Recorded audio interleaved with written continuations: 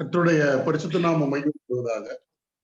இந்த நாளிலிருந்து கர்த்தருக்கு சித்தமானால் தொடர்ந்து ஒவ்வொரு சனிக்கிழமையும் சரியாக 8 மணிக்கு நாம் எபிரேய நிருபத்திலிருந்து வேத வசனத்தை வாசித்து தியானிக்க இருக்கிறோம்.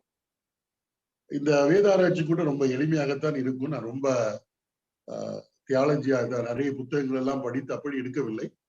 நம்முடைய கையில் இருக்கக்கூடிய பரிசுத்த வேதாகமத்திலே இருக்கக்கூடிய விஷயங்களை உங்களோடு கூட பகிர்ந்து கொள்வதில் நான் மிகவும் மகிழ்ச்சி உள்ளவனாக இருக்கிறேன். எபிரேய நிருபத்தினுடைய கருப்பொருள் யாரென்றால் கர்த்தராகிய இயேசு கிறிஸ்து தான். இதை நாம் புரிந்திருக்க வேண்டும். பிதாவாகிய தேவனுடைய பார்வையில் குமாரனாகிய கிறிஸ்து எல்லாவற்றிலும் முதல்வராக இருக்க வேண்டும். அவருக்கு எப்பவுமே இரண்டாவது இடம் கிடையாது. அவர் எல்லாவற்றிலும் முதல்வராக இருக்க வேண்டும். அப்படிதான் விசுவாசிகளும் தங்களுடைய வாழ்க்கையில கிறிஸ்துவை முதல்வராக கொண்டிருக்க வேண்டும்.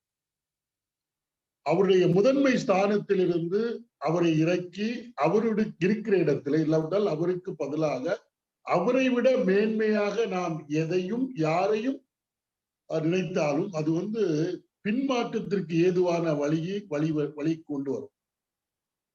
இந்த எபிரேய விசுவாசிகள், எபிரேயருக்கு என்று சொல்லப்பட்டிருக்கிறது. இந்த எபிரேயர்கள் யார் என்பதை பற்றி எல்லாம் வேதத்தில் சொல்லப்படவில்லை. ஆனால் இந்த எபிரேய நிருபம் படிக்கிறப்ப இவர்கள் ஆண்டவராய் இயேசு கிறிஸ்துவை சொந்த இரட்சகராக ஏற்றுக்கொண்ட தேவனுடைய பிள்ளைகள். ஒரு கட்டத்துல கர்த்தருக்கு வைராக்கியமாக இருந்து தங்களுடைய பொருட்களையும் எதுவையும் தியாகம் பண்ணுவதற்கு ஆயத்தமாக இருந்தவர்கள். ஆனால் காலப்போக்கில என்ன ஆகிவிட்டது என்றால் அந்த உற்சாகம் குறைந்து ஆவிக்குரிய வாழ்க்கையில ஒரு சோர்வு ஏற்பட்டு கிறிஸ்துவை முன்னிறுத்துவதற்கு பதிலாக வேதத்தில் உள்ள சில மற்ற காரியங்களுக்கு அதிக முக்கியத்துவம் கொடுக்க ஆரம்பித்தார்கள். அப்போதான் இந்த நிருபம் எழுதப்படுகிறது. இந்த நிருபத்தை எழுதினவர் யார் என்று பெயர் குறிப்பிடப்படவில்லை. ஆனால் இந்த எபிரேய விசுவாசிகளுக்கு ரொம்ப நெருக்கமானவர். அதனால அவர் எழுதுகிறப்ப ரொம்ப அந்யோன்யமா எழுதுவார், பெயர் சொல்லாமலே. ஆனா இந்த எபிரேய விசுவாசிகளும் இந்த எபிரேய நிருபத்தை எழுதினவர் ரொம்ப நெருக்கமானவர் என்பதை எப்படி அறிந்து கொள்ள முடியும் அப்படின்னா, எபிரேயருக்கு நிருபம் 13ஆம் அதிகாரம் எடுக்கிறப்ப அவர் எழுதுறப்ப இப்படி எழுதுறாரு பாருங்க. எபிரேயருக்கு நிருபம் 13ஆம் அதிகாரம் என்ன சொல்றாருன்னா 22வது வசனத்துல Hebrews 13:22, சகோதரரே, நான் சுருக்கமாய் உங்களுக்கு எழுதின இந்த புத்திமதியான வார்த்தைகளை நீங்கள் பொறுமையா ஏற்றுக்கொள்ளும்படி வேண்டிக் கொள்கிறேன். நான் என்று சொல்லுகிறார், பேர் சொல்லவில்லை. அப்படி என்றால் ஒரு நெருக்கமான, அதாவது இந்த எழுதுறவரை எபிரேயர்கள் நன்றாக அறிந்திருக்கிறார்கள். நான் சுருக்கமா எழுதியிருக்கிறேன், பேர சொல்லல. அடுத்து சொல்றாரு பாருங்க 23வது வசனத்துல, சகோதரனாகிய தீமோத்தேயு விடுதலையாக்கப்பட்டான் என்று அறிவீர்களாக. அப்ப தீமோத்தேயு ரொம்ப நெருக்கமானவர் இந்த எழுதினவருக்கு. அது பவுலா பர்னபான்னு நமக்கு தெரியாது. அவன் சீக்கிரமாய் வந்தால் அவனோடு கூட நான் உங்களை காண்பேன். அப்ப நான் தீமோத்தேயோடு அவன் விடுதலை ஆகிறான், அவனோடு நான் சீக்கிரமாய் உங்களை பார்ப்பேன் என்று எழுதுறதுனால இந்த எபிரேயர்களுக்கும் எபிரேய விசுவாசிகளுக்கும் இந்த எழுத்தாளருக்கும் மிக நெருங்கிய தொடர்பு இருக்கிறது. அவர் சீக்கிரமா பார்க்க போறார் தீமோத்தேயை அழைத்துக் கொண்டு. அதற்கு முன்பாக இதை ஒரு புத்திமதியாக அழகாக இந்த நிருபத்தை எழுதி கொடுக்கிறதை நாம் இங்கு பார்க்கிறோம். இதுல இன்னொரு விஷயம், இந்த நிருபத்தை எழுதினவர் கர்த்தருக்காக பாடுகள் அனுபவித்திருக்கிறார். எபிரேயர்கள் நிருபம் 10ஆம் அதிகாரத்துக்கு திருப்போம். Hebrews 10ல வருகிறப்ப என்ன சொல்லப்பட்டிருக்கு பாருங்கள். அந்த எபிரேய விசுவாசிகளுடைய முன்னால் உள்ள வாழ்க்கை அவர் எழுதுகிறப்ப 32வது வசனம் 32 onwards 32, 33, 34 வாசிக்கிறேன். முந்தின நாட்களை நினைத்துக் கொள்ளுங்கள். அப்ப இந்த விசுவாசிகளுடைய துவக்க நாள் நன்றாக அவருக்கு தெரியுது. அப்ப சொல்றாரு, முந்தின நாட்களை நினைத்துக் கொள்ளுங்கள், நீங்கள் பிரகாசமாக்கப்பட்டிருந்த அந்த நாட்களில் உபத்திரவங்களாகிய மிகுந்த போராட்டத்தை சகித்தீர்களே. எபிரேய விசுவாசிகள் கர்த்தருக்காக போராட்டங்கள், உபத்திரவங்களை அவர்கள் சகித்திருக்கிறார்கள் துவக்க காலத்துல. பிரகாசிக்கப்பட்ட அந்த நாட்கள், அது அந்த எபிரேய நிருபத்தை எழுதினவருக்கு நன்றாக தெரிகிறது. இப்படிப்பட்ட விசுவாசிகள் கர்த்தருக்காக பாட அனுபவித்தவர்கள், உபத்திரவத்தை சகித்தவர்கள். அடுத்தது, நிந்தைகளாலும் உபத்திரவங்களாலும் நீங்கள் வேடிக்கையாக்கப்பட்டது மட்டுமல்லாமல் அப்படி நடத்தப்பட்டவர்களுக்கு பங்காளிகளும் ஆனீர்கள். துவக்கத்துல இவருடைய ஆவிக்குரிய வாழ்க்கை ரொம்ப துன்பங்களை சகித்தல், நிந்தை அவமானத்தை தாங்குதல், கிறிஸ்துவின் நிமித்தம் யாராவது நிந்திக்கப்பட்டால் அவர்களோடு தங்களை அடையாளப்படுத்திக் கொள்ளுதல், இதெல்லாம் இந்த எபிரேய விசுவாசிகளிடத்தில் காணப்பட்டிருக்கிறது. அது மட்டுமல்ல, இந்த எபிரேய நிருபத்தை எழுதினவருக்கும் இவர்களுக்குள்ள தொடர்பு பற்றி சொல்றப்ப 34வது வசனம், இந்த நிருபத்தை எழுதினவர் ஜெயில இருந்திருக்கிறார், சிறைச்சாலையில. நான் கட்டப்பட்டிருக்கையில் சொல்றார், நான் கட்டப்பட்டிருக்கையில் நீங்கள் என்னை குறித்து பரிதபித்ததும் அன்றி பரலோகத்தில் அதிக மேன்மையின் நிலை உள்ளதுமான சுதந்திரம் உங்களுக்கு உண்டென்று அறிந்து உங்கள் ஆஸ்திகளையும் சந்தோஷமாய் கொள்ளையிட கொடுத்தீர்கள். இப்ப இந்த எபிரேய நிருபத்தை எழுதினவரு கிறிஸ்துவ நிமித்த சிறைச்சாலையில் இருந்திருக்கிறார். அப்படி கட்டப்பட்டு இருக்கிற வேளையில இந்த எபிரேய விசுவாசிகள் அந்த கட்டப்பட்டு இருக்கக்கூடிய இந்த ஆசிரியர் எபிரேய நிருபத்தை எழுதினவரை குறித்து ரொம்ப பரிதாபப்பட்டிருக்கிறார்கள். ஐயோ இப்படி நடந்து விட்டதே. அது மட்டுமல்லாமல் உபத்திரம் வந்த சமயத்துல தங்களுடைய ஆஸ்திகளை சந்தோஷமாய் கொள்ளையிட கொடுத்தார். அப்ப அன்னைக்கு இயேசு கிறிஸ்துவை ஏற்றுக்கொண்டனால அவங்க வீடுகள் எல்லாம் சூறையிடப்பட்டிருக்கிறது. எந்த நம்பிக்கையில் அவர்கள் கொள்ளையிட கொடுத்தார்கள் என்று சொன்னால், பரலோகத்திலே அதிக மேன்மையும் நிலையும் உள்ளதுமான சுதந்திரம். எங்களுக்கு பரலோகத்துல இன்ஹெரிட்டன்ஸ் இருக்குது, அதனால இது ஒரு பெரிய பொருட்டல்ல, கர்த்தருக்காக நாங்கள் இதையும் விளக்க தயார் என்ற நிலையில் இருந்தவர்கள் தான் இந்த எபிரேய விசுவாசிகள். அவ்வளவு உற்சாகமாக இருந்த விசுவாசிகள் காலப்போக்கில் அவருடைய இருதயத்துல ஒரு சின்ன ஒரு மாற்றம். என்ன மாற்றம் என்றால், அவர்கள் கொஞ்சம் உற்சாகம் எல்லாம் இழந்து, நீங்க படிக்க அதை அறிய முடியும். நீங்க 6ஆம் அதிகாரத்துக்கு வருகிறப்ப ஒரு வாரம் சொல்லப்பட்டிருக்கோம்.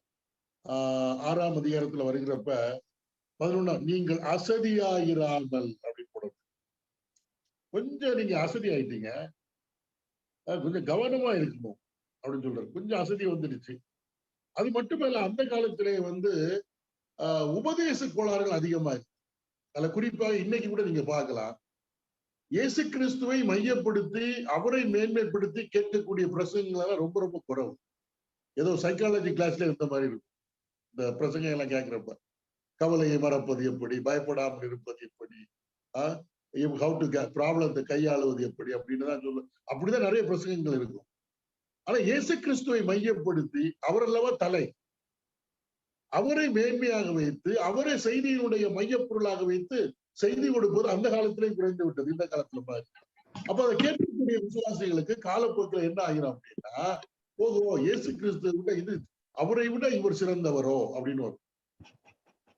அந்த செய்திகளுடைய தாக்கம் என்ன ஆகி போச்சுன்னா, ஒரு கட்டத்துல வருகிறப்ப தேவதூதர்கள் ரொம்ப முக்கியமானவங்க, வேதத்துல சொல்லப்பட்ட மோசே ரொம்ப முக்கியமானவர், அதே மாதிரி இந்த நியாயப்பிரமாண முறைமையின்படி இருக்கக்கூடிய ஆசாரியத்துவம் ரொம்ப சிறப்பானது, இப்படி எல்லாம் அவங்க சிந்திக்க ஆரம்பிச்சுட்டாங்க. இதெல்லாம் இல்லாம என்ன கிறிஸ்தவ வாழ்க்கை அப்படி சிந்திக்க ஆரம்பிச்சாங்க. அதாவது இதுல ஒரு பெரிய பிரச்சனை இருக்கு. அதாவது பழைய ஏற்பாட்டுல உள்ள பரிசுத்தவான்களை குறித்து நாம் பேசுகிறப்ப அவர்கள் செய்த செயல்களை நம்ம பேசுறோம். ரொம்ப ஆபிரகாமா இருக்கட்டும், ஈசாக்கா இருக்கட்டும், மோசையா இருக்கட்டும், 40 ஆண்டுகள் வனாந்திரத்துல ஜனங்களை வழி நடத்தி இருக்கிறார். இதெல்லாம் நம்ம பேசுறப்ப நல்லது பேசுவது. ஆனால் இதற்கெல்லாம் அடிப்படை காரணம் அவர்கள் கர்த்தர் மீது வைத்திருக்கிற விசுவாசம் என்பதை சொல்ல மறந்து விடுகிறோம். அதனால என்ன ஆகுன்னா, செவியின் வழியாக கேட்கக்கூடிய விசுவாசிகள் என்ன நினைக்கிறாங்கன்னா, நாமும் அவர்களைப் போல செயல்களில் ஈடுபட்டாதான் ரொம்ப பெருமையா இருக்க முடியும். அவங்க செயலில் ஈடுபடுறது காரணம் அவங்க தேவன் மீது இருக்கிற விசுவாசம், அதை சொல்ல மாட்டாங்க. இப்ப மோசே 40 ஆண்டுகள் வனாந்திரத்துல இஸ்ரவேல் ஜனங்களை நடத்தினார் என்று சொன்னால், எகிப்திலிருந்து அவர்களை விடுதலை பண்ணினார் என்று சொன்னால், அது ஒரு பெரிய it was a mighty act. ஆனால் அது எதனால? அவர் தேவனை விசுவாசித்ததுனால நடந்த விஷயம். அப்ப நம்ம சொல்ல வேண்டிய காரியம் என்னன்னா, மோசே தேவன் மீது எவ்வளவு விசுவாசம் வைத்திருக்கிறார், அதனுடைய வெளிப்பாடுதான் அவருடைய செயல் என்று சொல்ல வேண்டும். ஆனால் என்ன பண்ணிடுவாங்கன்னா, அந்த செயலை சொல்லி இதை மாதிரி நம்ம செய்யணும், விசுவாசம் இல்லாம அதெல்லாம் செய்ய முடியாது. அப்படிப்பட்ட செய்திகளை கேட்க கேட்க விசுவாசிகளுடைய உள்ளத்துல பரவாயில்லையே, மோசே ரொம்ப ஒரு பயங்கரமான ஒருவர் தான், ஆரோன் பிரதான ஆசிரியர் ரொம்ப சிறப்பானவர், அப்புறம் இப்படி வர ஆரம்பிச்சு இப்படி எண்ணங்கள் கொள்ள கொள்ள என்ன ஆச்சுன்னா, கிறிஸ்துவின் மீது வைத்திருக்கக்கூடிய அந்த அன்பு, அவர் மீது வைத்திருக்கக்கூடிய அந்த ஈடுபாடு குறைந்து மெதுவா நம்முடைய இருதயம் பின்வாங்க ஆரம்பிக்கும். இத ஆவிக்குரியவர்கள் அடையாளம் கண்டு கொள்வார்கள், எங்க போய் முடியும் அப்படின்னு சொல்லி. அப்ப இந்த எபிரேய நிருபத்தை எழுதினவர் இதைத்தான் விசுவாசிகள்கிட்ட கண்டுபிடிக்கிறார். இருதயம் கிறிஸ்துவை விட்டு வேற எங்கேயோ போயிட்டு இருக்கு, தூதர்களுக்கு நேராக போய்கொண்டிருக்கிறது, மோசைக்கு நேராக போய்கொண்டிருக்கிறது இப்படின்னு பாக்குறாரு. அப்பதான் இதை சரிப்படுத்தணும். அதுக்கு என்ன வழின்னா இந்த நிருபத்தை அவர் எழுதுகிறார். அதாவது திரும்பவும் கர்த்தருடைய ஜனம் கர்த்தராகிய இயேசு கிறிஸ்துவனுடைய மேன்மையை அறிந்து அவர் மீது ஒரு நிரந்தரமான உறுதியான விசுவாசத்தை வைப்பதற்கு எழுதப்படக்கூடிய நிருபம் தான் இந்த எபிரேயர் நிருபம். இந்த எபிரேயர் நிருபம் படிக்கிறப்ப பழைய ஏற்பாட்டினுடைய மகத்துவத்தை கூட, நம்ம பழைய ஏற்பாட்டுல நிறைய வசனம் கோட் பண்ணப்பட்டிருக்கோம், அதனுடைய விளக்கங்களை எல்லாம் நம்ம இந்த நிருபத்துல படிக்க முடியும். ரொம்ப ஆச்சரியமாக இருக்கும். குறிப்பாக இயேசு கிறிஸ்துவனுடைய தெய்வீகத்தை குறித்து மிக மேன்மையாக சொல்லப்பட்டிருக்கக்கூடிய ஒரு புத்தகம் என்பதை பார்க்கிறோம். உதாரணத்துக்கு இந்த நான் ஒண்ணு மட்டும் சொல்றேன், ஒரு ஒரு ஒரு ஒரு இன்ட்ரெஸ்டுக்காக. அதாவது இயேசு கிறிஸ்துவுக்கும் மோசைக்கும் ஒரு கம்பாரிசன். நம்ம என்ன சொல்லுவோம், மோசே 40 ஆண்டுகள் இஸ்ரவேல் ஜனங்களை வனாந்திரத்தில் வழிநடத்தினவர், செங்கடலை தான் 2ஆக பிளந்தவர், அப்புறம் பஸ்காவை இதெல்லாம் நல்லதுதான் பிளஸ். ஆனா ஒரே வார்த்தையில சொல்லப்பட்டு மோசே தேவனுடைய வீட்டில் ஒரு வேலைக்காரன். இயேசு யாரு? தேவனுடைய குமாரன். வீட்டுல வேலைக்காரங்க பெரிய ஆளா, பிள்ளை பெரிய ஆளா அப்படின்னு ஒரு ஆர்குமெண்ட் வைப்பா இருப்பாரு. அநேக வேலைகள்ல நான் உங்க வீட்டுக்கு வர்றேன், வீடு ரொம்ப நீட்டா இருக்குது, நல்ல சமையல்லாம் டேஸ்டா இருக்குது, வேலைக்காரங்க இருக்கிறாங்க. நான் எப்பவுமே வீட்டுல உள்ள வேலைக்காரங்களை புகழ்ந்துட்டு இருந்தா நீங்க என்ன நினைப்பீங்க? நம்ம சம்பளம் கொடுக்குறோம், அவங்க வேலை செய்துட்டு போறாங்க. அதே மாதிரி வேதத்தில் உள்ள கதாபாத்திரங்களை நம்ம ரொம்ப புகழ்ந்து பேசுறப்ப, ரொம்ப அதிக கற்பனை பண்ணி பேசுறப்ப தேவனுடைய குமாரன் அவர் அலட்சியப்படுத்தப்படுகிறார். அதான் 3ஆவது இடத்துல நான் அழகா சொல்லுவேன். இதெல்லாம் எபிரேயர் நிருபம் படிக்கிறப்பதான் நம்ம எப்படி செய்தி கொடுக்க வேண்டும் என்பதை கற்றுக்கொள்ளலாம். வேற எந்த இதுல எபிரேயர் நிருபத்தினுடைய சிறப்பு இதுதான்.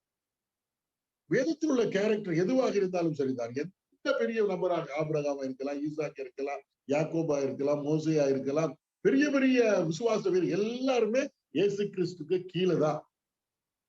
அவரை விட மேன்மைப்படுத்தி பேசிவிடக்கூடாது, பேசக்கூடாது. ஒரு செய்தியை கேட்டு நம்ம வெளியே போறப்ப ஆண்டவராய் இயேசு கிறிஸ்துவனுடைய மேன்மை என்னதென்று உணர்ந்து நாம் சொல்வோமே, ஆனா இவ்வளவு பெரிய கர்த்தர் நமக்கு இருக்கிறான்னு சொல்லணும்னா அந்த செய்தி தான் சரியான செய்தி.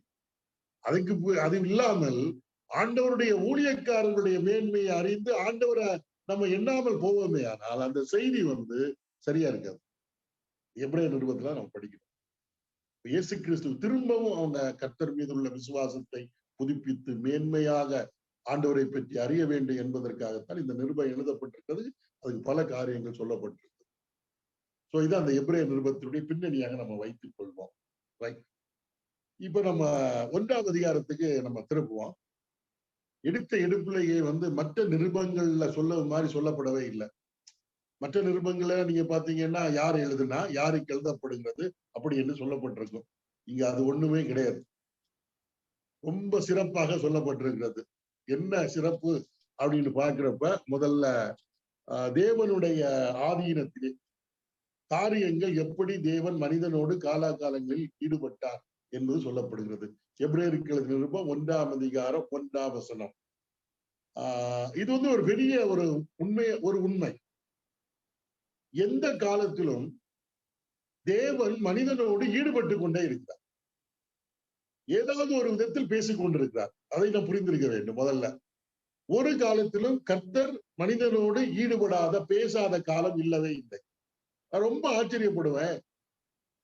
பைபிள்ல இந்த யோபுவின் புஸ்தகம் ஆபிரகாம், ஈசாக்கு, யாக்கோபு இவர்களுக்கு காலத்திற்கு முற்பட்ட காலம். நீங்க அந்த யோபுவின் புஸ்தகம் படிக்கிறப்ப ஆபிரகாமை குறித்தோ இல்லாட்டா ஈசாக்கி குறித்தெல்லாம் பார்க்க முடியாது. ஏன்னா அது அதுக்கு முந்தின காலத்துல உள்ளது, நியாயப்பிரமாண காலத்துக்கு முன்னால உள்ளது. ஆனால் யோபுவுக்கு இருக்கக்கூடிய தேவனை குறித்த அறிவு எப்படி வந்தது? ரொம்ப அப்ப நியாயப்பிரமாணம் எல்லாம் கிடையாதுங்க. ஏதாவது ஒரு விதத்துல ஒவ்வொரு காலகட்டத்திலும் கர்த்தர் தம்மை மனிதனுக்கு வெளிப்படுத்தி இருக்கிறார், ஏதாவது ஒரு வகையில.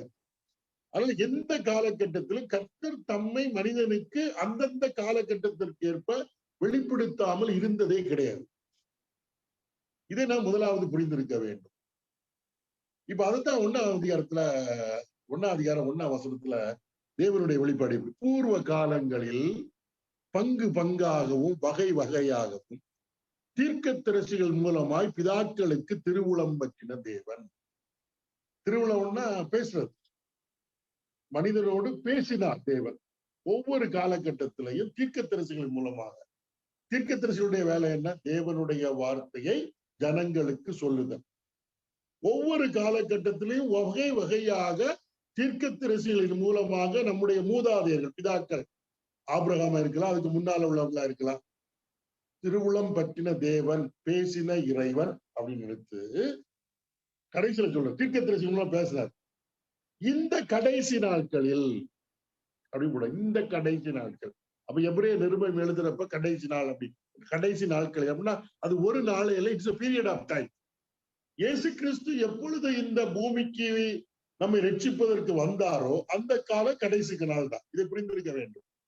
இயேசு கிறிஸ்து நம்மை மீட்பதற்காக இந்த பூமியிலே வெளிப்பட்டது கடைசி காலம், கடைசி நாட்கள் என்பதை மறந்து விடக்கூடாது. ஒரு வசனத்தை சொல்றோம் பாருங்க. இந்த கடைசி நாட்களில் 1 பேதுரு 1ஆம் அதிகாரம் என்ன சொல்லப்பட்டிருப்பாருங்க?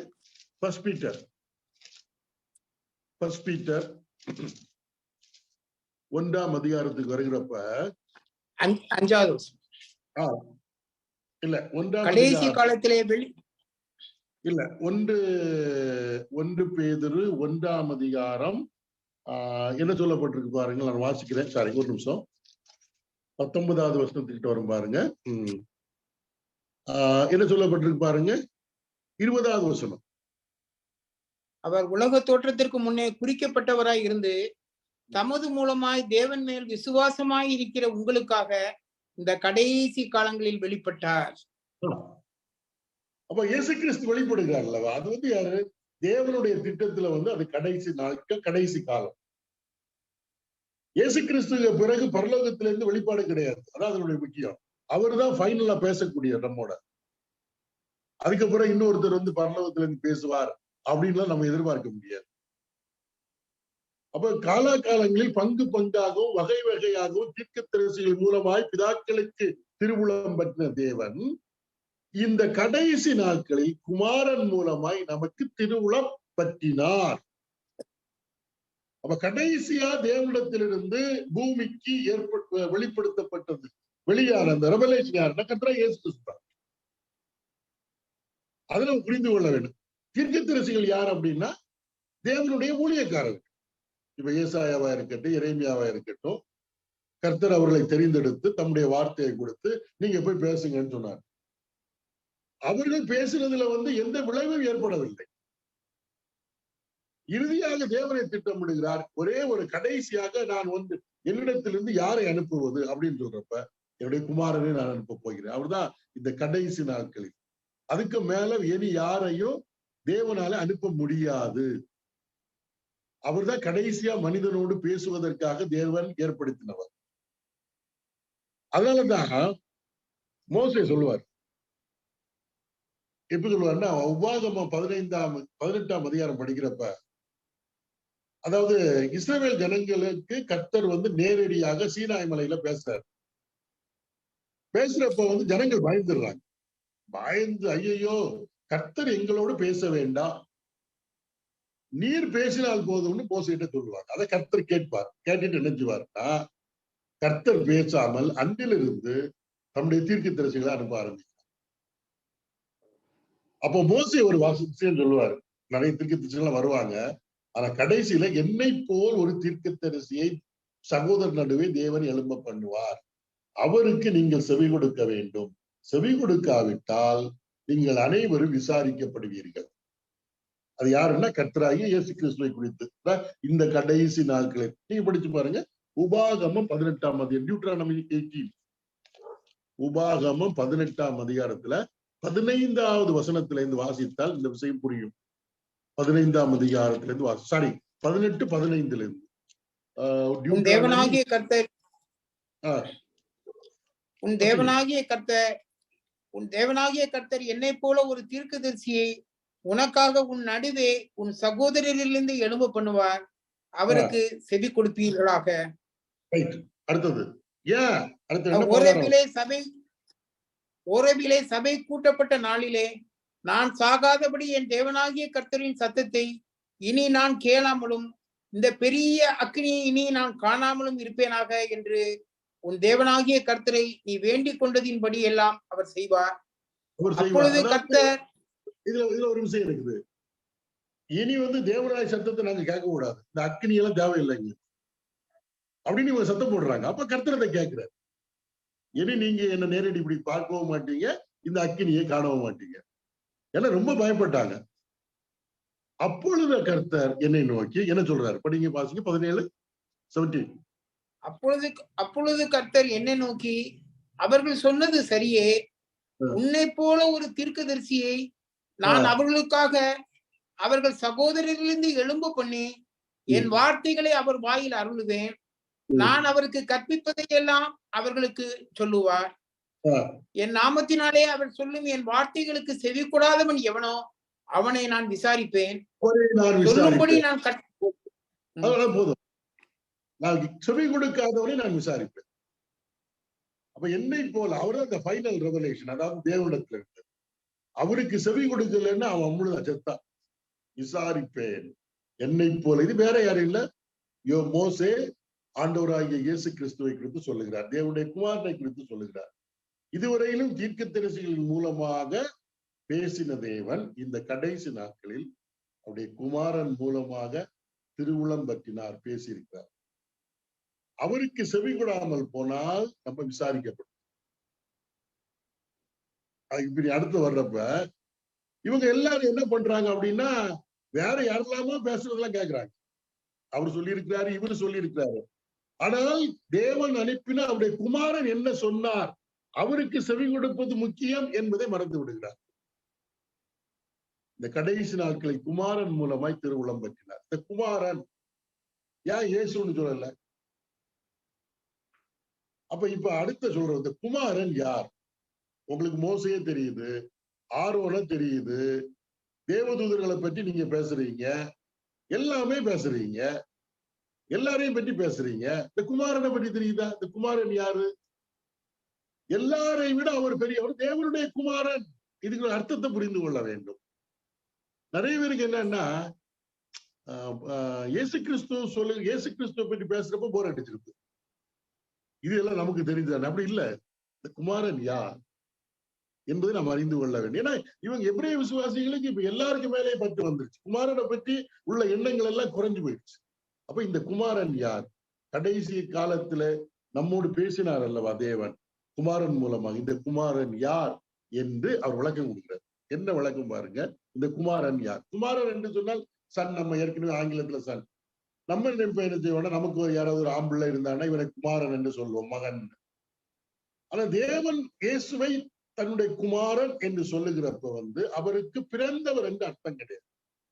குமாரன் என்று சொல்லுகிறப்ப வேத வசனத்தின் அடிப்படையில அதனுடைய பொருளை நாம் உணர்ந்திருக்க வேண்டும். நம்முடைய அர்த்தம், நாம் அதற்கு அர்த்தம் கொடுக்க கூடாது. இப்ப நான் என் பையன் என் பக்கத்துல இருக்கிறான், அப்ப நான் சொல்றேன் இது என்னுடைய குமாரன் அப்படின்னு சொன்னா நீங்க உடனே சொல்லுவீங்க, சரி எனக்கும் என் மனைவிக்கும் திருமணம் ஆனதுனால பிறந்தவர். இது நம்முடைய சிந்தை. தேவன் இயேசுவை தன்னுடைய சொந்த குமாரன் சொல்றப்ப அந்த எண்ணத்தில் நம்ம பார்க்க கூடாது. யூதர்கள் அப்படி பார்க்கவில்லை, வேதத்திலேயும் அப்படி பார்க்கவில்லை. இந்த குமாரன் என்கிற அந்த டைட்டில்ல நிறைய ஆழமான அர்த்தங்கள் இருக்கிறது. இதை நாம் புரிந்து கொள்ள வேண்டும். இந்த குமாரன் யார் அப்படின்னு சொல்றப்ப அடுத்த வசனத்துல 2ஆம் வசனம், இந்த கடைசி நாட்களில் குமாரன் மூலமாய் நமக்கு திருவுளம் பற்றினார், இவரை சர்வத்துக்கும் சுதந்திரவாளியாக நியமித்தார். அப்ப குமாரன் என்றால் என்னன்னா நீங்க முதல்ல புரிந்து கொள்ள வேண்டும். இப்ப நான் சொல்றேன் இவன் தான் என்னுடைய மகன் அப்படின்னு சொல்றப்ப கொஞ்சம் சென்ஸ் உள்ளது போகும். இப்ப நான் ஒரு பெரிய பணக்காரன், நிறைய வசதி இருக்குது, அப்ப இதுதான் என்னுடைய மகன் அப்படின்னு நினைக்கிறப்ப இன்னொரு யோசனை, அப்படி என்றால் இவருக்கு உரிய எல்லா சொத்துக்கும் வாரிசு இவர்தான். உதாரணத்துக்கு அம்பானி சொல்றாரு, அம்பானி தன்னுடைய சொத்து எல்லாம் பட்டியல் எடுக்கிறார், இங்கெல்லாம் சொத்து இருக்கு, உலகம் முழுவதும் இருக்குது. கடைசியில சொல்றாரு தன்னுடைய வலது பக்கத்துல ஒருத்தரை கூப்பிட்டு, இதுதான் திஸ் இஸ் மை சன், அவ்வளவுதான் முடிஞ்சிச்சு. ஐயோ இவரா? அப்ப இவரு சொத்து எல்லாம் இவருல வாரிசு. ஒருவேளை இது மண்ணுடைய மகன் என்று மட்டும் சொன்னா போதும். இப்ப இவ்வளவு சொத்துக்கும் இவ்வளவு எல்லா ஐஸ்வர்யத்திற்கும் வாரிசு இவர்தான். அப்ப குமாரன் என்று சொல்லுகிறப்ப முதல்ல சொல்லக்கூடிய காரியம் இவரை சர்வத்துக்கும் சுதந்திரவாளியாக வாரிசாக நியமித்து. குமாரன் தானே வாரிசா இருக்க முடியும், அது சந்தேகமே கிடையாது. குமாரன் என்று சொன்னாதான் அந்த யூதர்கள் இயேசுவை எதற்காக சிலுவையில் அறைன்னு சொன்னாங்க? அவர் தன்னை தேவனுடைய குமாரன் என்று சொன்னார். ஏன்னா தேவகுமாரன் தேவனுக்கு பிறந்தவர் நம்ம நினைக்கிறவா இல்லை, அவனுக்கு தெரியும். அப்படி என்றால் தன்னை தேவனுக்கு சமமானவர் என்று சொல்கிறார் என்று அர்த்தம். அதனாலதான் அவரை கொலை செய்ய அவர்கள் எத்தனிக்கிறார்கள். ஓய்வு நாள் கட்டளையை மீறினதும் அல்லாமல் தேவனை தன் சொந்த பிதா என்று சொல்லி தன்னை தேவனுக்கு சமமாக்கினபடியால் அவரை கொலை செய்ய வகை தேடினார். ஏன்னா தேவனை பிதான்னு சொல்லியாச்சு, அவர் குமாரன். குமாரன்னா நம்ம என்ன நினைக்கிறோம்? அவருக்கு பிறந்தவர்னு. ஆனா யூதன் நினைக்கிறான் அப்படி அல்ல, தன்னை தேவனுக்கு சமமாக்குறான்னு, தன்னை தேவன் என்று சொல்லுகிறான் அர்த்தம். ஒரு வசனத்தை படிக்கலாம் பாருங்க. யோவான் எழுதிய சுவிசேஷம் 5ஆம் அதிகாரம். 38 வருடம் வியாதியாக இருந்த ஒரு மனுஷனை ஆண்டவர் சுகப்படுத்துகிறார். இப்ப அங்க ஒரு கேள்வி கேட்கப்படுகிறது, நீங்க எப்படி சுகப்படுத்துனீங்க அப்படின்னு கேள்வி கேட்கிறப்ப 17வது வசனம் 17.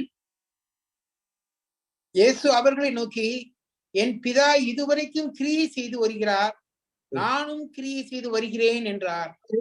இவருக்கு இவனை சுகப்படுத்தினேன்னா என் பிதா அதை செய்தாரு, அதனால நானும் செய்தேன் அப்படின்ட்டார். அப்ப தேவனை மை ஃபாதர்ன்னு சொல்றாரு. மை ஃபாதர்ன்னு சொல்றப்ப நான் யாரு? அப்படியே மகன். அப்ப என் பிதான்னு சொன்ன உடனே அதை யூதர்கள் பிடிச்சிட்டு 18வது வசனம் செய்தி, அவர் ஓய்வு நாள் கட்டளையை மீறினதும் அல்லாமல் தேவனை தம்முடைய சொந்த பிதா என்று சொல்லி தம்மை தேவனுக்கு சமமாக்கப்படினாலே யூதர்கள் அவரை கொலை செய்யும்படி அதிகமாய் வகை தேடினார்கள். தேவனை மை ஃபாதர்ன்னு சொல்றது என்ன அர்த்தம்னா, நானும் பிதாவும் சமமாய் இருக்கிறோம்னு அர்த்தம். அது யூதர்களுக்கு தான் புரியும். நமக்கு என்னன்னா, இவரு பிதா குமாரன்னா பிதாவுக்கு மகனாக பிறந்தாரு, நம்ம உலகத்துல நம்ம கல்யாணம் முடிஞ்சு பிள்ளைகளை பெற்றெடுக்கிற மாதிரி. தேவனுக்கு தன்னை சமமாக்கினபடியினாலே யூதர்கள் கொலை செய்யும்படி அதிகமாய் அவன் குமாரன். அவ குமாரன் என்று சொல்லுகிறப்ப முதல்ல அவர் தேவனுடைய அனைத்திற்கும் சுதந்திரவாளி, எல்லாவற்றையும் தேவனுடைய அனைத்திற்கும் அவர்தான் உரிமையாளர். இந்த குமாரன் யார்? அடுத்த படிக்கலாம் பாருங்க. 1ஆம் அதிகாரம், எபிரேயருக்கு எழுதியிருப்போம் 1ஆம் அதிகாரம். இவரை சர்வத்துக்கும் சுதந்திரவாளியாக நியமித்தார். அடுத்து என்ன சொல்லப்பட்டிருக்கு 2ஆம் வசனத்துல? இவரை கொண்டு உலகங்களையும் உண்டாக்கினார். இவரை கொண்டு உலகங்களையும் உண்டாக்கி, வானத்தையும் பூமி மட்டும் இல்ல, அண்ட சராசரம். நமக்கு டிசம்பர் 25 தான் தெரியும் அவர் பிறந்தாரு. அவர் சொல்லிட்டு இவரை கொண்டு உலகங்களை உண்டாக்கினார். அப்ப ஆதியிலே தேவன் வானத்தையும் பூமியும் சிருஷ்டித்தார் அப்படின்னு நம்ம 1ஆம் அதிகாரத்துல படிக்கிறோம். ஆனால் யாரை கொண்டு அவைகளை உண்டாக்கினார், சிருஷ்டித்தார் என்றால் குமாரனை கொண்டு உலகங்களை உண்டாக்கினார். குமாரனை கொண்டு, த்ரூ ஹிம், அந்த வார்த்தை ரொம்ப ரொம்ப முக்கியம். Through him God created everything through his son. அதான் அர்த்தம். அப்ப அந்த படைப்பிலேயே அவர் இருக்கிறார், அதை மறந்து விடக்கூடாது. கிரியேஷன்லயே அவர் இருக்கிறாரு. பிதாவாகிய தேவன் குமாரனை கொண்டு உலகங்களை உண்டாக்கினார். சூரியன், சந்திரன், நட்சத்திரங்கள், வானம், பூமி, சமுத்திரம், சமுத்திரத்தில் உள்ளவைகள் எல்லாவற்றையும் குமாரன் மூலமாக உருவாக்கிறது. மூலம் த்ரூ ஹிம் என்பதை மறந்து விடக்கூடாது. இப்ப நம்ம படிச்சு பார்க்கலாம் பாருங்க, அருமையான ஒரு வசனம் இருக்கு. எபேசியர் 3:11, எபிசியன்ஸ் 3:11. எங்க கொண்டு போறாரு எபிரேய ஆக்கியோன்? நீங்க நம்ம டிசம்பர் 25 அவர் யோசேப்புக்கும் மரியாளுக்கும் அங்க பிறந்தாரு அப்படின்னு தான் நினைச்சிட்டு இருப்போம் இல்ல. எங்க எங்க சிருஷ்டிப்புக்கு கொண்டு போறாரு குமாரன். அவரை கொண்டு உலக, எபேசியர் 3:11 வாசிங்க. இயேசு கிறிஸ்துவை கொண்டு எல்லாவற்றையும் சிருஷ்டித்த தேவனுக்குள்ளே ஆதி காலங்கள் முதல், பாருங்க, இயேசு கிறிஸ்துவை கொண்டு எல்லாவற்றையும் சிருஷ்டித்த தேவன். ஆதி ஆகமத்துல அங்க 7 நாள் எல்லாம் படைச்சான்னு இருக்குல்ல, யாரை கொண்டு செய்தார்? இயேசு கிறிஸ்துவை கொண்டு எல்லாவற்றையும் சிருஷ்டித்த தேவன். இதை நம்ம புரிந்து கொள்ள வேண்டும். பைபிள் சொல்றதை புரிந்து கொள்ள வேண்டும், அதான் ரொம்ப முக்கியம். இவரை கொண்டு உலகங்களை உண்டாக்கினவர், எல்லாவற்றையும் சிருஷ்டித்த தேவன். அதான் இயேசு கிறிஸ்துவை கொண்டு எல்லாவற்றையும் தேவன் சிருஷ்டித்தார். இன்னொரு வசனத்தை படிக்கலாம். 1 Corinthians 8, 1 Corinthians 8, 1 Corinthians 8ஆம் அதிகாரத்துக்கு வருகிறப்ப என்ன சொல்லப்பட்டிருக்கிறது பாருங்க. 1 Corinthians 8, 5, 6. வானத்திலேயும் பூமியிலேயும் தேவர்கள் எண்ணப்படுகிறவர்கள் உண்டு, இப்படி அநேக தேவர்களும். இதுல ஒரு விஷயம், தேவர்கள் எனப்படுகிறவர்கள் தான். ஆனா இவங்க தேவர்கள், இது மனுஷனால கட்டுக்கதையில வச்சது. வானத்திலும் பூமியிலும் தேவர்கள் எனப்படுகிறவர்கள் உண்டு. அதான் முக்கியம். இப்படி அநேக தேவர்களும் அநேக கர்த்தாக்களும் உண்டாயிருந்தாலும் பிதாவாகிய ஒரே தேவன் நமக்கு உண்டு, அவராலே சகலமும் உண்டாயிருக்கிறது, அவருக்கென்று நாமும் உண்டாயிருக்கிறோம். இயேசு கிறிஸ்து என்னும் ஒரே கர்த்தரும் நமக்கு உண்டு, அவர் மூலமாய் சகலமும் உண்டாயிருக்கிறது, அவர் மூலமாய் நாமும் உண்டாயிருக்கிறோம். மூலம், த்ரூ, அது ரொம்ப முக்கியமான வார்த்தை. அவர் மூலமாய் தேவன் உலகத்தை படைத்தார். யார் மூலமாய் படைத்தார்? குமாரன் மூலமாய். யாரை கொண்டு படைத்தார்? குமாரனை கொண்டு படைத்தார். இது நம்ம அடித்து பேச வேண்டிய காலம். யார் சொல்ல போறார்? அவர் படைத்தார். யார் மூலம்? அப்ப நம்ம பிதாவையும் பார்க்க முடியும், குமாரனையும் துவக்கத்திலிருந்து நாம் ஆதியிலிருந்தே பார்க்க முடியும். அவரை கொண்டு இயேசு கிறிஸ்து என்னும் ஒரே கர்த்தர் நமக்கு, அவர் மூலமாய் சகலமும் உண்டாயிருக்கிறது, அவர் மூலமாய் நாமும் உண்டாயிருக்கிறோம். நாம் மூலம் உண்டாயிருக்கிறோம். அவரை கொண்டு உலகங்களை உண்டாக்கினார். நம்ம ஆதியாகமத்துக்கு போகணும். இந்த 1 யோவான் படிக்கிறப்ப ஆவிக்குரிய வாழ்க்கைய 3 ஸ்டேஜஸா சொல்லுவாங்க. வாலிப பருவம், அப்புறம் தகப்பன் பருவம், அப்படின்னு பிள்ளை பருவம், 3 பருவம். அதுல இந்த தகப்பன் பருவம் அப்படின்னு சொல்ற அந்த பருவம், அந்த ஃபாதர்ஸ், அந்த ஸ்டேஜ் சொல்றது ஆதியில் இருக்கிறவரே அறிதல். அப்படின்னா ஆண்டவராய் இயேசு கிறிஸ்து ஆதியிலேயே இருக்கிறார் என்கிற அறிவு யாருக்கு வருது? அவங்கதான் தகப்பன் ஸ்டேஜில் இருக்கிறவங்க.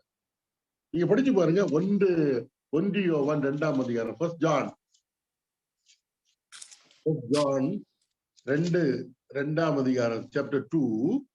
இப்ப 13வது வசனம் 13 ஆன்வர்ட்ஸ்ல அந்த 3 பருவங்கள், வாலிபன், பிள்ளை அப்படின்னு சொல்லப்பட்டிருக்கும். பிதாக்கள். இப்ப பிதாக்களை பற்றி என்ன சொல்லப்பட்டிருக்கு பாருங்க. 13:2-13. பிதாக்களே, ஆதி முதல் இருக்கிறவரை நீங்கள் அறிந்திருக்கிறதினால் உங்களுக்கு எழுதுகிறேன். வாலிபரே, இருக்கிறவரை நீங்கள் அறிந்திருக்கிறதுனால். டிசம்பர் 25 வந்தவர் இல்ல, நம்ம ஆதி முதல் இருக்கிறவர். அவங்கதான் பிதாக்கள். எத்தனை பேரு இயேசு கிறிஸ்து இந்த பூமிக்கு வருவதற்கு முன்பாக அவர் இருக்கிறார், அவர் எப்படிப்பட்டவர், அவருடைய தன்மை என்ன என்பதை எத்தனை சொல்ல முடியும்? அப்ப அந்த அறிவு என்பது ஆதி முதல் இருக்கிறவரை நீங்கள் அறிந்திருக்கிறதுனால் பிதாக்களே உங்களுக்கு எழுதுகிறேன். 14:14. பிதாக்களே, ஆதி முதல் இருக்கிறவரை நீங்கள் அறிந்திருக்கிறதினால் உங்களுக்கு எழுதி இருக்கிறேன். ஆதி முதல் இருக்கிறவரை அறிந்திருக்க வேண்டும். ஏதோ 2023 வருஷத்துக்கு முன்னால இயேசு கிறிஸ்துக்கு ஆரம்பம் சொல்லிட்டு நினைச்சிட்டு இருக்க கூடாது. ஆதி முதல் இருக்கிறவரை அறிந்திருக்கிறதுனால். இப்ப இவரை கொண்டு உலகங்களை உண்டாக்கினார். இன்னொரு வசனம் வரும் பாருங்க, கொலோசியர்ல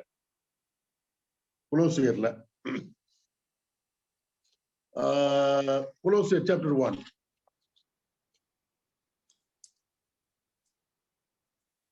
இங்க சொல்லப்பட்டிருக்கு பாருங்க, verse 15 onwards, 15-16. அவர் அதரிசனமான தேவனுடைய தற்சொரூபமும் சர்வ சிருஷ்டிக்கும் முந்தின பேருமானவர். ஏனென்றால் அவருக்குள் சகலமும் சிருஷ்டிக்கப்பட்டது, பரலோகத்தில் உள்ளவைகளும் பூலோகத்தில் உள்ளவைகளும் ஆகிய காணப்படுகிறவைகளும் காணப்படாதவைகளுமான சகல வஸ்துக்களும், சிங்காசனங்கள் ஆனாலும் கர்த்தத்துவங்கள் ஆனாலும் துரைத்தனங்கள் ஆனாலும் அதிகாரங்கள் ஆனாலும் சகலமும் அவரை கொண்டும் அவருக்கென்றும் சிருஷ்டிக்கப்பட்டது. யாரை கொண்டு சிருஷ்டிக்கப்பட்டது? யாரு சிருஷ்டிப்புக்கு காரணம்? அப்படின்னா கர்த்தராகிய இயேசு கிறிஸ்து. யார்? பிதாவாகிய தேவன் குமாரனை கொண்டு காணப்படுகிறவைகளை காணப்படாதவை, கண்ணுக்கு புலப்படுகிறவைகள் புலப்படாதவைகள். சகலமும் அவரை கொண்டும் அவருக்கு என்றும் சிருஷ்டிக்கப்பட்டது. அப்ப அதான் சொல்றாரு, அந்த குமாரன் யார்? கடைசி நாட்கள்ல தேவன் மனிதனோடு யார் மூலமாக பேசினார்? குமாரனை கொண்டு பேசினார். அவருக்கு நம்ம செவி கொடுக்க வேண்டியது மிக மிக அவசியம். அந்த குமாரன் யாரு? அவரு மோசையை மாதிரி ஒரு இருக்கு. எல்லாரும் மோசையை பற்றி பெருசா பேசிட்டு இருக்காங்க, ஆபிரகாமை பற்றி பேசிட்டு இருக்காங்க, வேற நிறைய பழைய ஏற்பாட்டு பரிசுத்தவான்களை பற்றி பேசிட்டு இருக்காங்க. தீர்க்கதரிசிகள் மூலமாக பேசுறது உண்மை. ஆனா குமாரன் யாரு? கடைசியா மனித இனத்தோடு பிதாவாகிய தேவன் பேசுவது யார் மூலமாக? குமாரன் மூலமாக பேசினார். அவர் சாதாரணமானவர் அல்ல. ஒரு சாதாரணமான ஒரு தீர்க்கதரிசியை போல சொன்னாங்கன்னு சொல்லிட்டு நம்ம கேட்காம போறது கிடையாது. தீர்க்கதரிசியை வந்து இன்சல்ட் பண்ண மாதிரி அவரை இன்சல்ட் பண்ண முடியாது. ஏன்னா அவருடைய சொல்லுக்கு கீழ்ப்படியாதவர் விசாரிக்கப்படுவார். நீங்க அதை விட்டுட்டு எபிரேயர் நீங்க வேற தூதர்கள் பெரிய ஆட்கள், மோசே பெரிய ஆளு, ஆரோன் பெரிய ஆளுன்னு பேசிட்டு இருந்தீங்கன்னா அது எப்படி? ஆரோனை பற்றி இப்படி எல்லாம் பேச முடியுமா? மோசையை பற்றி இப்படி எல்லாம் பேச முடியுமா? இல்லையே. அவரை கொண்டு உலகங்களை உண்டாக்கினார். அதான் இந்த எபிரேயர்ல 1ஆம் அதிகாரத்தை இப்ப திருப்பலாம். அப்ப இந்த கடைசி நாட்களில் குமாரன் மூலமாய் திருவுளம் பற்றினார், இவரை சர்வத்துக்கும் சுதந்திரவாளியாக நியமித்தார், இவரை கொண்டு உலகங்களை உண்டாக்கினார். அந்த உண்டாக்குதல் த்ரூ ஹிம் யோவான் 1ஆம் அதிகாரத்துல வரும். அதாவது ஆதியிலே வார்த்தை இருந்தது, அந்த வார்த்தை தேவனிடம் இருந்தது, தேவனாய் இருந்தது, உலகம் அவர் மூலமாய் உண்டாயிற்று, உண்டானது ஒன்றும் அவராலே அல்லாமல் உண்டாகவில்லை.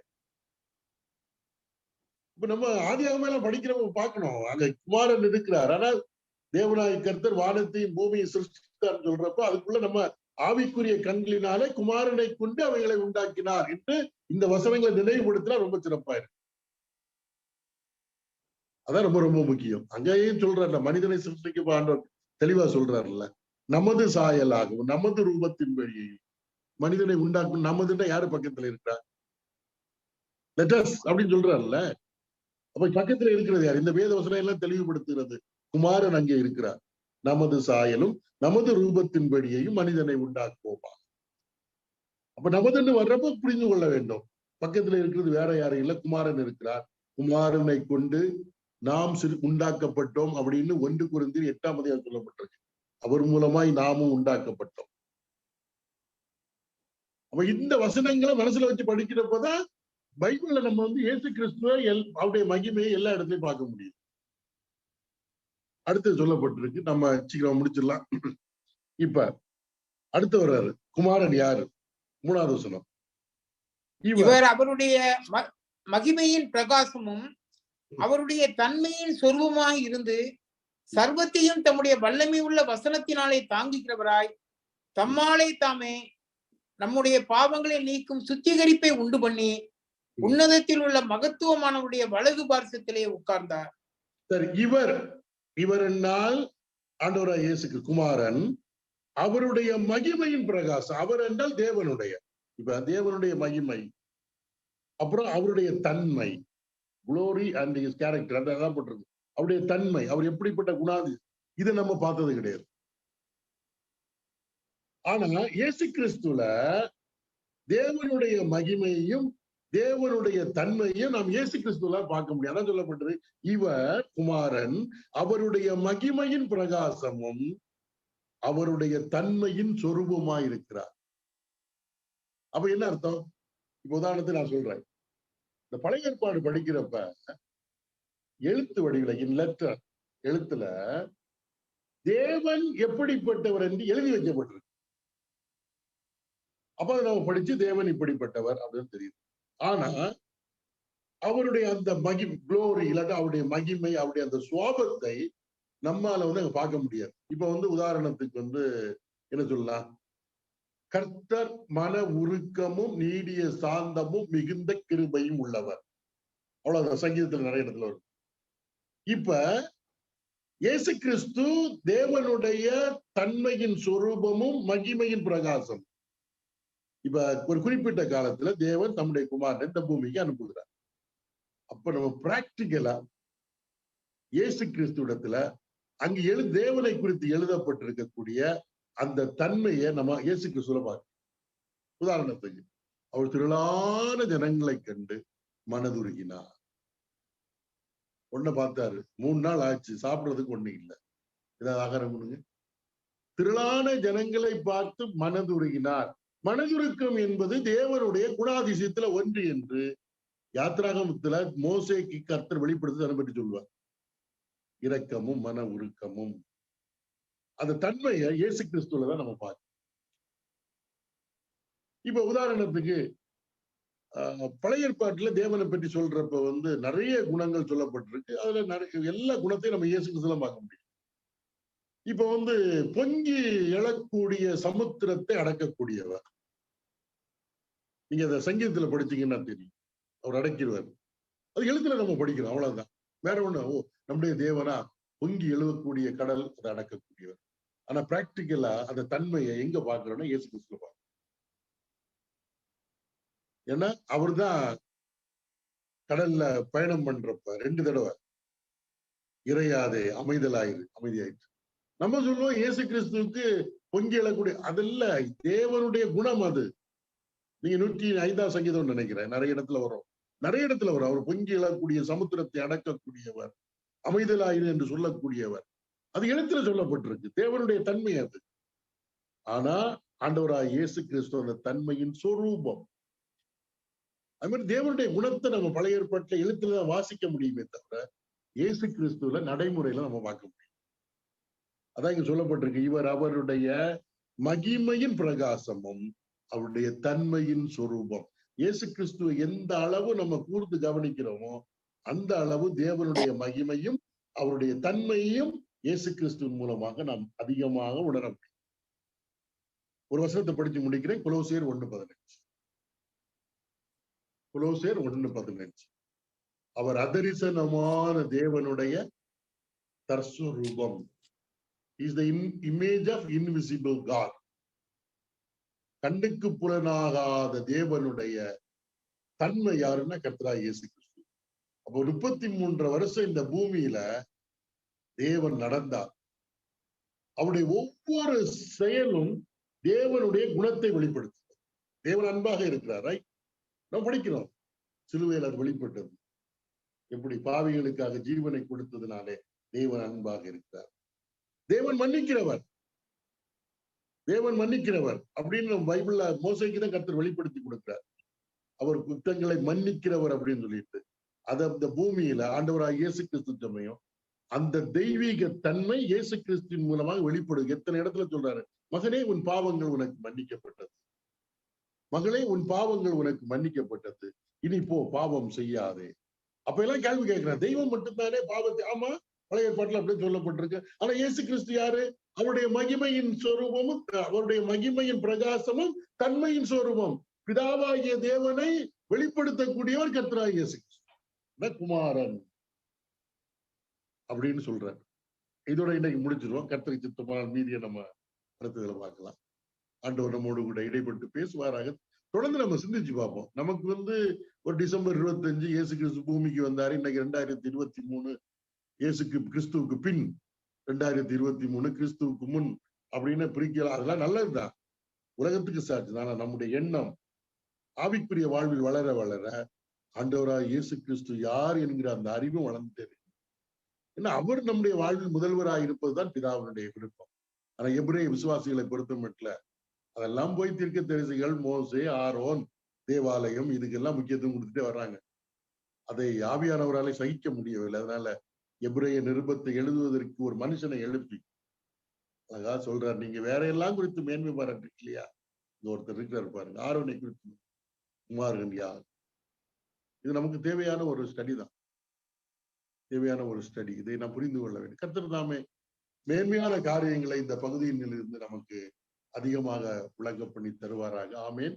கர்த்தருக்கு சித்தமானால் வருகிற சனிக்கிழமை நம்ம இதே மாதிரி சந்திப்போம். தொடர்ந்து நம்ம இந்த வேதாராய்ச்சி கூட்டத்துக்காக ஜெபம் பண்ணலாம். எங்களை கிருபையாய் நேசிக்கிற அன்பின் பிதாவே, இந்த அருமையான வேலைக்காக நாங்கள் உண்மை நன்றியோடு ஸ்தோத்திரிக்கிறோம். ஆண்டவரே, நாங்கள் இருக்கிற காலம் மிக முக்கியமான ஒரு காலம் என்பதை நீர் எங்களுக்கு விளங்க பண்ணி இருக்கிறதற்காக ஸ்தோத்திரம். காலங்களிலே எங்களுடைய முற்பிதாக்களுக்கு தீர்க்கதரிசிகளின் மூலமாக பேசின நீர், திருவுளம் பற்றின நீர், இந்த கடைசி நாட்களில் உடைய குமாரன் மூலமாக திருவுளம் பற்றிய உம்முடைய குமாரன் யார், எப்படிப்பட்டவர் என்பதை நாங்கள் அறிய வேண்டும் என்பது உம்முடைய பெரிய சித்தமாக இருக்கிறதற்காக ஸ்தோத்திரம். எங்களுக்காக சிலுவையிலே மரித்தவர் உம்முடைய குமாரன். அவர் மூலமாக அவர் சர்வத்துக்கும் சுதந்திரவாளியாக இருக்கிறார். அவரை கொண்டு நீர் உலகங்களை உண்டாக்கினீர். அவர் உம்முடைய மகிமையின் பிரகாசமும் தன்மையின் சொரூபம். அப்படிப்பட்டவர் எங்களை மீட்பதற்காக தம்முடைய இரத்தத்தை சிந்தினார் என்பது எவ்வளவு ஒரு பெரிய காரியம். எங்களுக்காக மரித்தவர் உம்முடைய குமாரன் என்பதை அறிந்து நாங்கள் உண்மை ஸ்தோத்திரிக்கிறோம். சர்வத்திற்கு சுதந்திரவாளியானவர், அனைத்தும் அவருக்கே சொந்தம். அப்படிப்பட்டவர் தன்னை வெறுமையாக்கி எங்களுக்காக தம்முடைய ஜீவனை கல்வாரி சிலுவையில கொடுத்ததற்காக ஸ்தோத்திரம். எப்பொழுதெல்லாம் கர்த்தருடைய பிள்ளைகள் உம்முடைய குமாரனை விட்டு இருதயத்தில் இருந்து உம்முடைய குமாரனுக்கு கொடுக்க வேண்டிய கனத்தையும் மேன்மையான இடத்தையும் கொடுக்காத பட்சத்திலே காலாகாலங்களிலே உம்முடைய ஆண்டவரே அருமையான ஊழியக்காரர்களை எழுப்பி அவர்களுக்கு நீர் எழுதி கொடுத்த இந்த நிருபத்திற்காக ஸ்தோத்திரம். உண்மையாகவே நாங்கள் இந்த எபிரேய நிருபத்தை படித்து முடிக்கிற வேளையில கர்த்தராய் இயேசு கிறிஸ்து எங்கள் வாழ்க்கையிலே மேன்மையான சிறப்பான முதன்மையான இடத்திலே அவர் இருக்கத்தக்கதான கிருபையை எங்களுக்கு தந்தருளும். இதை ஒழுங்குபடுத்தின அருமையான கொட்டிவாக்கம் சபையாருக்காக ஸ்தோத்திரம். அங்குள்ள கர்த்தருடைய பிள்ளைகளுக்காக ஸ்தோத்திரம். இந்த பைபிள் ஸ்டடியின் மூலமாக இந்த சபை பக்தி விருத்தி அடையத்தக்கதாக உதவி செய்ய வேண்டுமாய் ஜெபிக்கிறோம். அடியானுக்கு இப்படிப்பட்ட ஒரு வாய்ப்பை தந்ததற்காக ஸ்தோத்திரம். தொடர்ந்து இதை உண்மையோடு செய்யும்படியான கிருபையும் பலனையும் நீர் தந்தருளும். இன்றைக்கு இந்த ஸ்டடியிலே பங்கு பெற்ற ஆண்டவரை நாங்கள் பார்க்க முடியாமல் ஆங்காங்கே இருந்து கவனித்து கேட்டுக்கொண்டிருக்கிற உம்முடைய பிள்ளைகளுக்காக ஸ்தோத்திரம். ஆண்டவரே உம்முடைய குமாரன் மீது அதிக ஆவலும் அன்பும் அவருடைய உள்ளத்திலே பெருகத்தக்கதாக நீ உதவி செய்ய வேண்டுமாய் ஜெபிக்கிறோம். இருக்கிற இடத்திலே கர்த்தருக்கு அவர்களை சாட்சியாக நீர் வைத்தருளும். இந்த ஸ்டடியின் மூலமாக, இந்த ஊழியத்தின் மூலமாக அநேகர் உண்மை கண்டுகொள்ளத்தக்கதாக நீ உதவி செய்ய வேண்டுமாய் ஜெபிக்கிறோம். சூழலை எங்களுக்கு அனுகூலமாக்கி தந்ததற்காக ஸ்தோத்திரம். எங்கள் ஆண்டவரும் இரட்சகரும் மீட்பருமாய் இயேசு கிறிஸ்து நல்ல நாமத்தில் இந்த ஜெபத்தையும் ஸ்தோத்திரத்தையும் எடுக்கிறோம் அன்பின் பிதாவே. ஆமென்.